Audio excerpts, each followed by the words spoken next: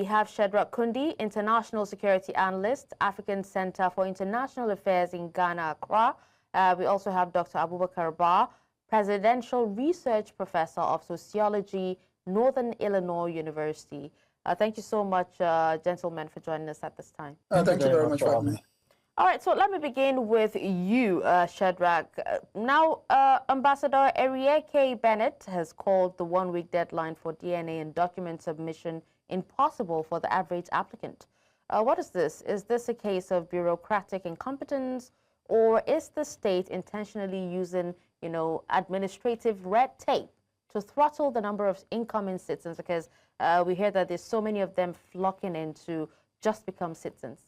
I wouldn't say that that's the case, but there are several guidelines that one has to go through before becoming a citizen of Ghana.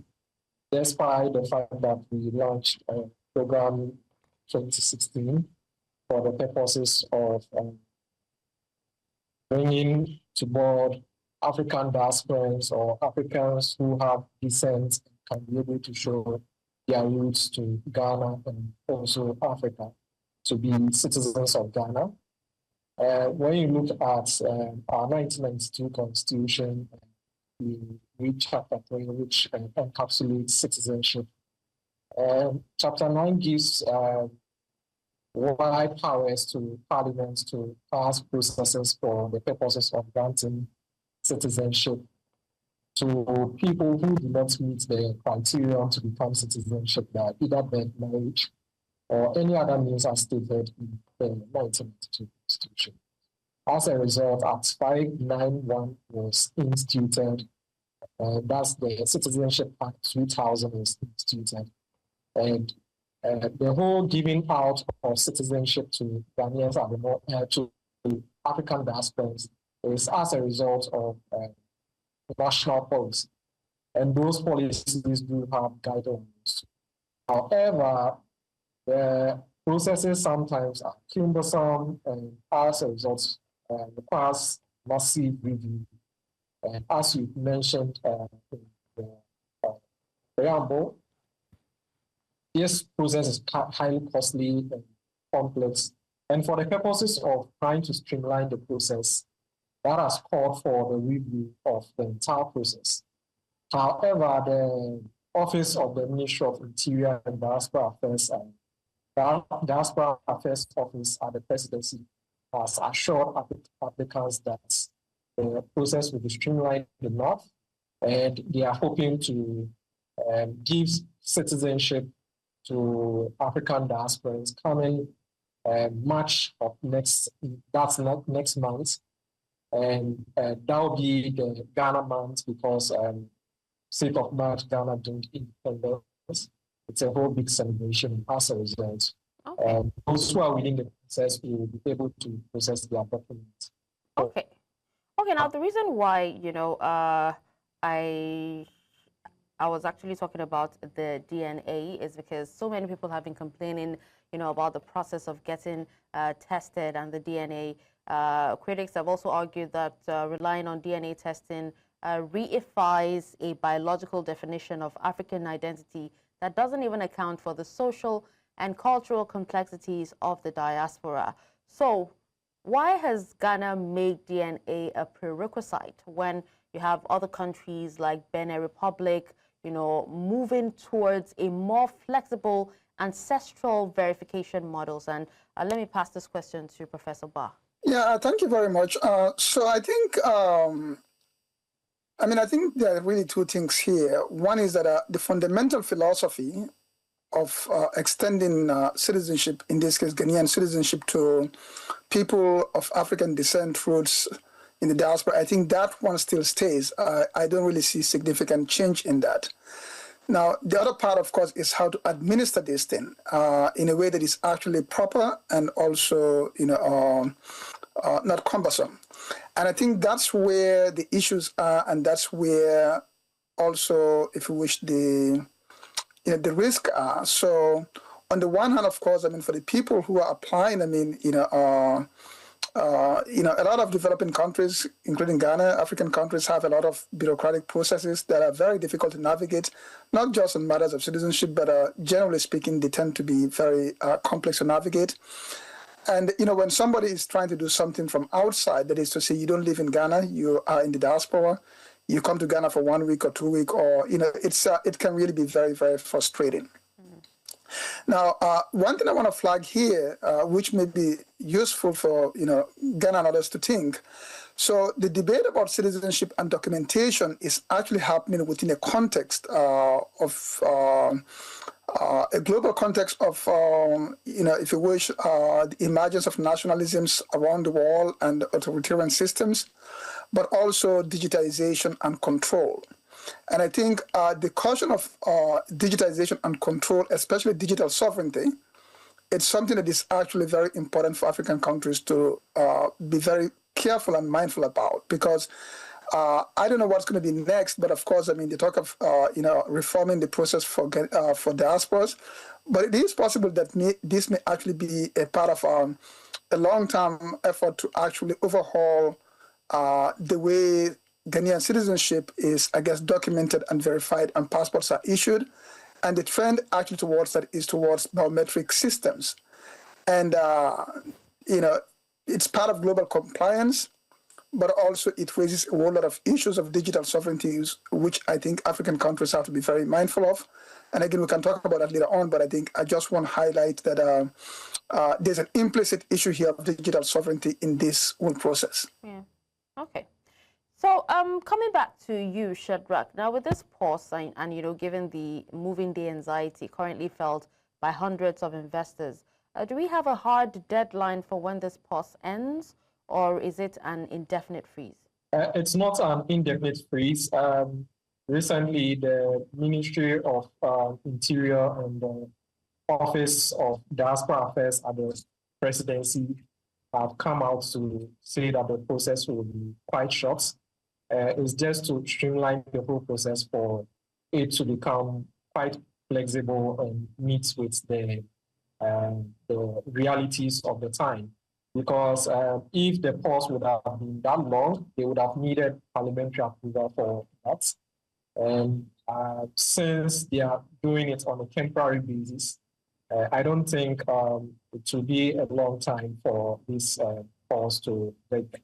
So I think the anxiety will have to die down at this point. And we should hope that Ghana issues are rather communicated for the purposes of granting citizenship to African diasporas whom we've cherished as part of the soil of Ghana and part of the soils of Africa. All right. Yes. All right, no problem. So now let's move on, because the total cost of the process roughly is about $2,416. That's $2,416, which you have to pay 136 initial dollars, and then the 2,280 final fee in dollars as well. It is nearly double the annual minimum wage in many parts of the continent.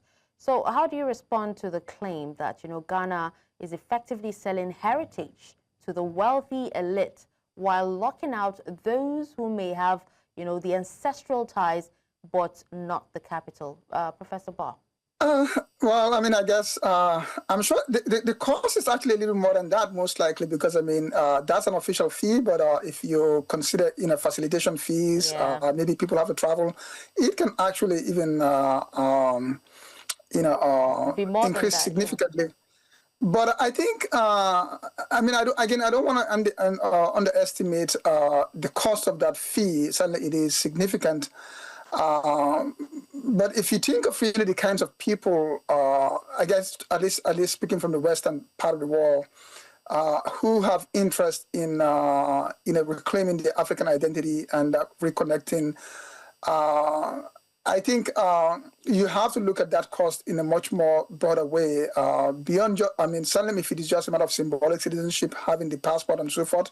But if it is people you talk of who wants to invest, people who want to relocate, so I think the cost is far much more. I guess what I'm saying here is that To me, I mean, while that cost is a significant amount, I'm actually much more concerned about the bureaucratic hurdles. I'm much more concerned about the ease of the process than actually that particular cost, because what I consider the cost of actually either moving or investing in Ghana, you talk of finding much more thousands of dollars. So I think that has to be a much more bigger consideration. I think the point is that you know, and again, I don't know all the criteria that they use, but if it is just a simple matter of, okay, well, you pay the money and you get it, but I mean, there are all kinds of other ways in which they can extend, citizenship or even waive fees based on all kinds of criteria. But again, you have to consider really who is going to actually come from the West, at least if we're talking the Western countries, and all the logistics and all the costs that are involved in that. And most likely, you will need it will be people who have a little bit much more financial capacity, well beyond what the fees actually talks about. All right, now since the year of, return in 2019, the diaspora has poured billions into real estate and tech, and this is just to add up to what we talked about investment. So if you make citizenship even harder to obtain, is there a risk of massive capital flight to, regional competitors like Sierra Leone or even Benin Republic, who are actively streamlining their own processes? Still on you, Professor Barr. Well, I don't know. I mean, how far those other countries are gone, but Ghana is still, I guess, a much more organized country compared to the ones that you just mentioned, the Sierra Leone and Benin. But I'll leave that for another day. But I think this is really where quality matters. I think quality really matters. Again, if Ghana, there are two stories to this whole issue of diaspora citizenship. One is really the philosophical idea of African identity and African connections and Pan-African and so forth, which in a sense is part of the kind of like, anti-colonial kind of like ideology or effort. Mm. The other one, of course, is simply the investment approach to it. Or again, they are not mutually exclusive, but the idea that if you facilitate things, I mean, you have people who will come and invest. On that investment angle side of it, I will think of it as a whole package. You really have to streamline things, not just on definitely on the citizenship, but even on the visa side. I mean, somebody may not necessarily want to be a citizen, but even on the visa applications, it's many African countries, and including Ghana, even just to get a visa through an online process is very cumbersome. So I think you have to think of streamlining things in totality, from immigration issues, visa issues, citizenship, registering businesses, and a whole lot of things. So I think it's not going to be a one-factor thing that actually predominates. I mean, if somebody's going to invest in, let's say, in West Africa, they will actually have a lot of factors to consider. It's not just going to be, okay, well, which country really provide is a citizenship part or not. But I think the story goes along with countries that have much more smoother and predictable and corruption-free processes versus those that actually do not have those things. All right, we will definitely come back to that, but let's move to Shadrach now, and let's talk about the iShowSpeed controversy. We know that recently high-profile influencers have reportedly received special consideration for citizenship, while ordinary applicants wait for years. Now, would you agree with those who say that Mahama's administration is prioritizing clout and celebrity over the legal and spiritual rights of the historical diaspora? It will come in two sides, looking at the justification for making such assertions as it may be. Because when you look at the Constitution of Ghana, the president will have some rights reserved for those purposes. And if not for iShowSpeed, we can talk about Stevie Wonder and the rest who may not have gone through such processes as an ordinary person who is applying for citizenship in Ghana. The whole idea is about the influence in which these people do have and the kind of image that they portray Ghana to the rest of the world. And as a result, those considerations are being made for those people. And this wouldn't be the first time, or it wouldn't be something that's out of place, or it wouldn't be unprecedented. Because when you check from our history, our legendary Dr. Kwame Nkrumah gave out citizenship to the likes of George Padmore, the likes of W.E.B. Du Bois. These are highly influential people who held the torchlight of Pan-Africanism, and as a result, that earned them their right place as being Ghanaians on just a fiat. And the presidents of this current government also do have such rights under Article 9 of the Ghanaian Constitution. And I don't see it out of place if the president will want to give out citizenship to certain people who do have influence, as a result, places the nation on the world map. Differently, I think caution must be made with regards to whom is giving such rights or who is giving such courtesies, because it wouldn't be all the cases where some people may deserve a particular place in terms of being a global leader, global icon, and as a result, we see citizenship of Ghana. But for me, for the ice show speed controversy, I see no controversy in it, because this is something that has happened over and over again. Maybe it's because it's ice show speed, but the Ghanaian government reserved that right to do so, unless other people may have reservations to that end. Our constitution make provisions for them to apply to the office of the Attorney General for that particular purpose. Okay. Now, we're about wrapping up. Let's have your final thoughts, first of all, Professor Barr, because we know that we see a stark contrast between the warm welcome given at the airport and the one-day orientation before a cold vetting process. And we know that President Mahama, won the 2024 election with 56.55% of the vote on the platform of correcting, the governance failures of the previous administrations. So one of the main reasons that the diaspora seeks citizenship is the right to vote. So with the next election cycle already on the horizon, is there a political fear within the major political parties like the NDC or NPP that a large politically active diaspora population might disrupt the traditional voting blocks? I will definitely come back to you with that question as well, Shadrach. But for now, Professor Barr, let's hear from you. You mean on the question of diaspora disrupting the vote? Did you hear my question? Yeah, did you say about the diaspora disrupting the vote? Is that what you want me to speak to? Like an influx of them, away from the traditional voting. Yeah. I mean, look, whenever you have reforms, I mean, there's going to be all kinds of,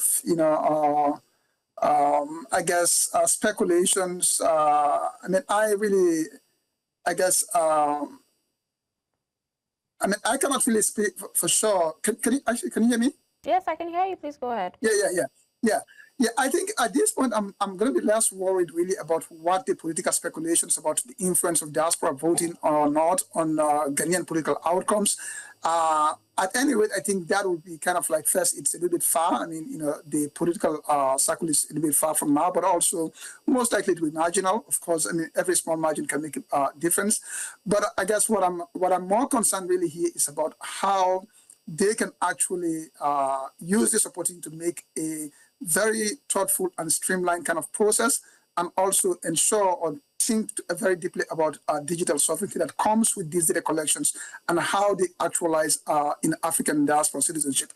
I think, to me, if they can really facilitate the process, make it very simplified and straightforward and corruption-free, and also, of course, have control over the digitization of it, the digital archives, and maintain digital sovereignty.